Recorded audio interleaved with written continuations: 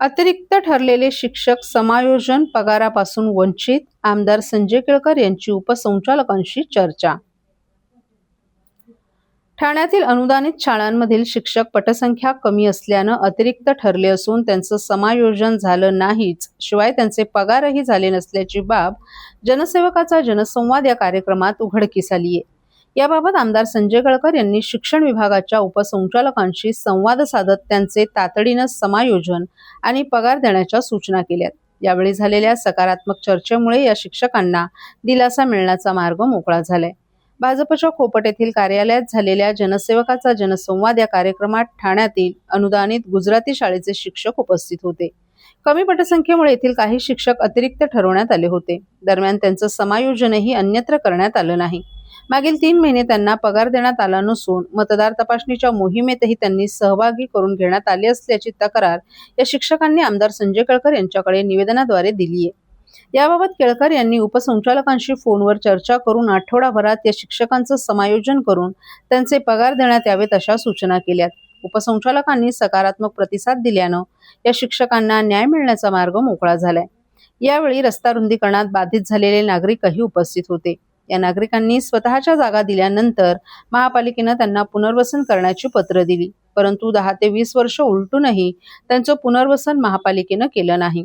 वर्षभर याबाबत पाठपुरावा सुरू असून अखेर सोमवारी या विभागाचे उपायुक्त आणि सहाय्यक आयुक्त यांच्या समक्ष या नागरिकांची बैठक घेऊन निकाल लावणार असल्याची माहिती केळकर यांनी दिली आहे।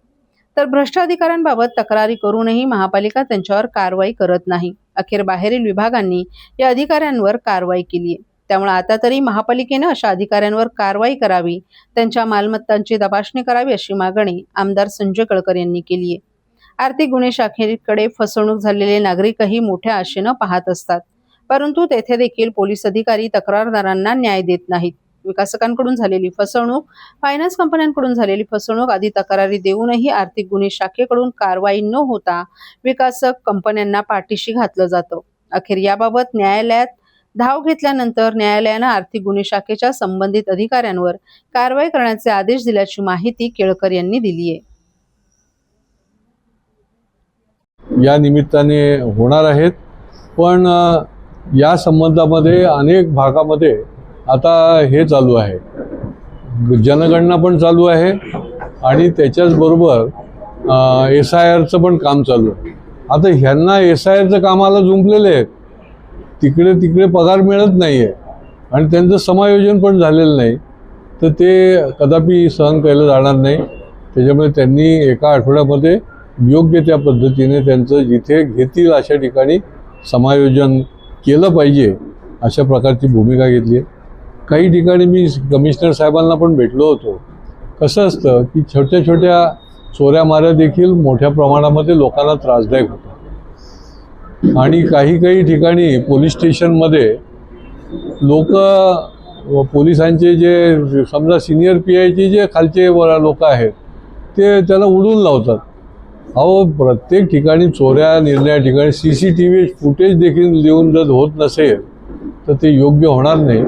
जॉईंट कमिशनरला आम्ही या संबंधामध्ये पुराव्यानिशी त्यांना आम्ही दिलेले कागद आणि त्याच्यावर तात्काळ कारवाई झाली पाहिजे आणि जी चोरी आहे ती CCTVमध्ये दिसत असल्यामुळे तुम्ही ती पकडली पाहिजे अशा प्रकारचंही केलेलं आहे।